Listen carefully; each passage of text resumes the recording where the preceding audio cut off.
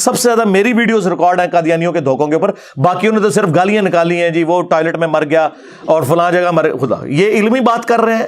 اس طرح کی باتوں نے تو انہیں ان کے فاسد نظریات کے اوپر محکم کیا ہے. علمی بات کریں، ہم نے علمی جواب دیے. اس وقت پلانٹ ارتھ پہ جو لوگ چندے کھا رہے ہیں نا ختم نبوت کے نام پہ، کوئی ایک ویڈیو دکھا دے، میں 2 نہیں کہہ رہا، ایک ویڈیو علمی جو ان کے دلائل کا جواب دیا ہو. جتنی ختم نبوت کانفرنسز ہو رہی ہیں، چاہے وہ عالمی مجلس ختم نبوت دیوبندیوں کی کر رہی ہو یا بریلویوں کی TLP کر رہی ہو، ختم نبوت کے نام پہ اینٹی قادیانی ہیں. ختم نبوت پہ بات نہیں کرتے کیونکہ وہاں چشتی رسول اللہ، ہائے ہائے ہائے ہائے، اشرفی رسول اللہ، اے زخم میں تھوڑا چلنا ہے، بار بار چلنا ہے. تواڈے ابے چشتی رسول اللہ اشرفی رسول اللہ نو انڈورس کرن تے تسی نہ لو ختم نبوت دا، نہ سمجھ ختم نبوت تھوڑا کیا لینا دینا؟ خود ڈاکو ہیں آپ کے بزرگ ختم نبوت کے اوپر. آپ لوگوں نے اس کو گراؤنڈز پرووائڈ کی ہیں. آپ غلام احمد قادیانی دجال کی کتابیں پڑھیں، اس نے بابوں کے یہ سارے کلمے کوٹ کیے ہیں. شیخ احمد سرندی کی عبارتیں کوٹ کی ہیں جو اس نے اپنے مکتوبات کے اندر اپنے بارے میں دعوے کیے ہیں کہ میں اولو العزم پیغمبروں کا نائب ہوں اور میں اگلے 1000 سال کا مجدد ہوں، اور جو وہ ارشادات فرماتا رہے انورٹڈ کاماس کے اندر وہ اس نے کوٹ کیے ہیں. کشتی نوح کی کتاب پڑھیں، بازید بستامی کے دعوے. تمہارا بابا جو ہے شراب کو انگوروں کا جوس کہہ کے پی جائے تو تسی سبحان اللہ پڑھو، اور دوسرا کہ یہ شراب ہے تو تسی لانتا بھیجو. اسی لیے یہ لوگ پھر ان کا مقابلہ نہیں کر سکتے. وہ لا کے باتیں ان کی سامنے رکھتے ہیں، پہلی چیز ہی سامنے رکھتے ہیں. 2017 میں جب خادم رضوی صاحب کا دھرنا چل رہا تھا نا اینٹی قادیانی، ختم نبوت نہیں سرکار، ختم نبوت پہ صرف ہم کام کر رہے ہیں.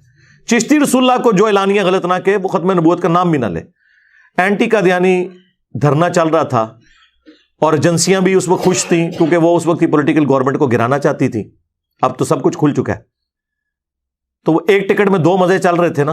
ان دنوں وہاں سے ایک بھائی کا فون آیا ہمارے اسٹوڈنٹ کا، عثمان بھائی کے نمبر کے اوپر. ان دنوں میں بات بھی کر لیتا تھا اس طرح ڈائریکٹ فون پہ. تو انہوں نے میری بات کروائی تو وہ کہتے ہیں میں آج کل نا ختم نبوت پہ کام کر رہا ہوں. یعنی دنیا دا ویلا ترین بندہ بھی جڑا ہے نا وہ کہتا ہے میں ختم نبوت پہ کام کر رہا ہوں. اور ختم نبوت پہ کام نہیں ہوتا، وہ قادیانیوں کے خلاف پوسٹ کرنا ہوتا ہے. ختم نبوت تو یہ ہے کہ وہ جو دجل کر رہے ہیں امت کے ساتھ جواب دو ان باتوں کا. اس کا جواب دیتے ہیں تو پہلے لے آ کے چشتی رسول اللہ دی چپیڑ ایک پاسو مارتے ہیں، دوسرے پاسو اشرف علی رسول اللہ دی، تو آڑے مسلمان اور نسے پیج ہے سوائے انجینئر صاحب دے منو کی دی تو لان گے کسی کی نہیں. تو وہ کہنے لگے میں ختم نبوت پہ کام کر رہا ہوں. میں نے کہا یار ختم نبوت پہ تو اس کے کاپی رائٹس تو صرف انجینئر صاحب کے پاس ہیں، ہاں اور تو کوئی نہیں کر سکتا. میں نے کہا آپ ختم نبوت پہ نہیں کام کر رہے ہوں گے؟ کہتا ہے نہیں میں نے پیج بنایا ہوا ہے. میں نے کہا اس پہ آپ کیا کام کر رہے ہیں؟ وہ کہتا جی میں اس میں غلام احمد قادیانی نے جو یہ کیا. میں نے کہا یہ تو پھر آپ اینٹی قادیانی ہوا نا. ختم نبوت پہ آپ نے کبھی چشتی رسول اللہ اشرف علی رسول اللہ کے خلاف پوسٹ چلائی ہے؟ کہتے ہیں جی کیوں مروانا ہے آپ نے مجھے یہ بات کر کے. تو میں نے کہا پھر آپ اس کو پیج کا نام بدل کے رکھیں اینٹی قادیانی. مجھ سے جو TLP کے رپورٹر نے جو انٹرویو کیا اس وقت میں نے بتایا کہ یار یہ چھوڑو اینٹی قادیانی، ختم نبوت پہ کام جب کرنا ہے تو آپ نے چشتی رسول اللہ اشرف رسول اللہ کو غلط کہنا ہے. کہنے لگا ہاں آپ بات تو لاجیکلی درست کر رہے ہیں، یہ اینٹی قادیانی کام ہے، ختم نبوت پہ کام نہیں ہو رہا. ختم نبوت پہ جائیں، میری ویڈیوز دیکھیں، میں نے ایک ایک چیز بالکل ایک ایک حدیث کے نمبروں کے ساتھ بیان کی ہے، بالکل فٹ ان بیٹھتا ہے. اور یہ جو کہتے تھے نا خاتم کا لفظ آیا ہے قرآن کے اندر، بخاری مسلم میں خاتم کا لفظ ہے، سرکار خاتم بھی موجود ہے. خاتم آ جائے نا ان کی موت ہو جاتی ہے. ویسے تو خاتم بھی میں بھی انہوں نے دھوکہ دیا ہے. جس طرح وہ کہتے ہیں تراویحیں کتنی ہوتی ہیں، وی تراوی، اور خاتم seal of the prophet, stamp of the prophet کا یہ مطلب کہاں سے تھا کہ نبی جو ہے اللہ کے پاس جا کے مورے لگا کے نئے نبی بھیجیں گے امتی نبی کے نام کے اوپر؟ خدا کے لیے کہتے نہیں خاتم، سرکار خاتم کا لفظ بھی موجود ہے صحیح مسلم کے اندر. بخاری مسلم دونوں میں یہ حدیث موجود ہے کہ نبی علیہ السلام نے فرمایا اللہ تعالیٰ نے مجھے 5 خوبیاں ایسی دی ہیں جو مجھ سے پہلے کسی پیغمبر کو نہیں دی. نمبر 1، پوری زمین میرے لیے سجدہ گاہ بنا دی. پہلے صرف مسجد میں نماز ہوتی تھی، میرے امتی جہاں چاہے نماز ادا کریں. نمبر 2، اللہ تعالیٰ نے مال غنیمت میرے لیے حلال کر دیا. جنگوں میں کافروں کا چھوڑا ہوا سامان اگلے زمانوں میں آسمان سے آگ آتی تھی جو سورہ آل عمران میں ہے، وہ اسے جلا دیتی تھی. میری امت کے لیے حلال اللہ نے کر دیا کہ امت استعمال کر سکتی ہے. نمبر 3، 1 مہینے کی مسافت سے اللہ تعالیٰ نے میری مدد فرمائی. 1 مہینے کی مسافت سے میری فوجیں 1 مہینہ دور ہوں، دشمن پہ ڈھلا نہیں غزوہ تبوک میں 1.5 لاکھ کی فوج لے کے، سب سے بڑی سپر پاور رومن امپائر، اور حضور صرف 30,000 کا لشکر لے کے مدینے سے نکلے ہیں. وہ بارڈر چھوڑ کے بھاگ گیا جو پہلے دھمکیاں لگا رہا تھا. میری مدد فرمائی. چوتھی چیز، اگلے انبیاء جو تھے وہ کسی قوم اور قبیلے کے لیے ہوتے تھے، مجھے اللہ تعالیٰ نے ساری انسانیت کے لیے پیغمبر بنا کے بھیجا. وما ارسلناک الا کافۃ للناس بشیرا ونذیرا، پوری انسانیت کے لیے. اور نمبر 5، اللہ تعالیٰ نے مجھے شفاعت کا اذن دیا. بخاری مسلم میں یہ 5 خصوصیات ہیں، اور مسلم میں 6ٹھی خصوصیت ساتھ مینشن ہوئی ہے کہ اللہ تعالیٰ نے مجھ پہ ختم نبوت فرمائی.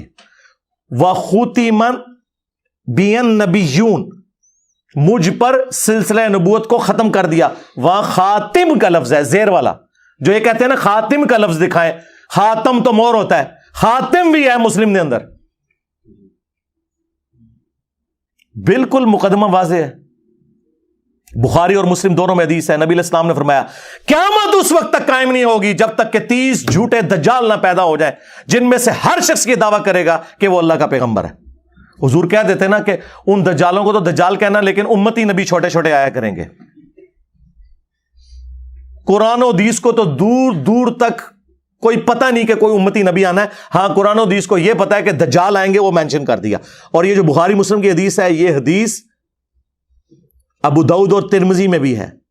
اس میں الفاظ ہیں کہ نبی علیہ السلام نے فرمایا کہ میری امت میں 30 جھوٹے دجال پیدا ہوں گے جو دعوے نبوت کریں گے. ان میں سے ہر ایک شخص دعویٰ کرے گا کہ وہ اللہ کا پیغمبر ہے. پھر نبی علیہ السلام نے فرمایا بچ جانا ان سے، انا خاتم النبیین لا نبی بعدی، میں خاتم النبیین ہوں، میرے بعد کوئی نبی نہیں. یہ بڑا اچھا موقع تھا کہ حضور کہتے ہیں کہ نہیں، امتی نبی آئیں گے. اور پھر اس کی پریکٹیکل مثال آپ دیکھ لیں جو بخاری مسلم میں مسیلمہ کذاب کا ذکر موجود ہے. نبی علیہ السلام نے اپنی زندگی میں خواب دیکھا تھا کہ آپ کے ہاتھ میں 2 سونے کے کنگن ہیں. آپ کہتے ہیں میں نے خواب میں جب وہ کنگن دیکھے تو مجھے اس چیز کی تکلیف اور دکھ ہوا، کیونکہ سونا تو مرد کے لیے حرام ہے. خواب میں دیکھا نا، وہ ایک استارہ تھا. آپ کہتے ہیں میں نے پھونک ماری تو وہ کنگن غائب ہو گئے.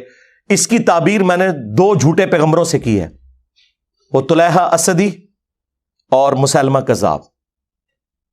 اور حضور کی زندگی میں مسیلمہ کذاب تو سامنے آ گیا تھا. وہ تو پھر حضرت ابوبکر صدیق رضی اللہ تعالیٰ عنہ نے اس کے خلاف جو جنگ کی، جنگ یمامہ جو بخاری میں آتا ہے، جس میں خالد بن ولید رضی اللہ تعالیٰ عنہ مسلمانوں کو لیڈ کر رہے تھے، اور حضرت واشی رضی اللہ تعالیٰ عنہ علیہ السلام کا اللہ تعالیٰ نے کیسا کفارہ بنایا کہ قاتل حمزہ بھی اور دوسری طرف مسیلمہ کذاب کو بھی قتل کیا. اور بڑے خوش ہوتے تھے کہ میں نے اسلام کے بہترین شخص کو قتل کیا، اس وقت میں کافر تھا، اور اسلام کے بدترین دشمن کا قتل بھی اللہ نے میرے ہاتھوں سے کروایا.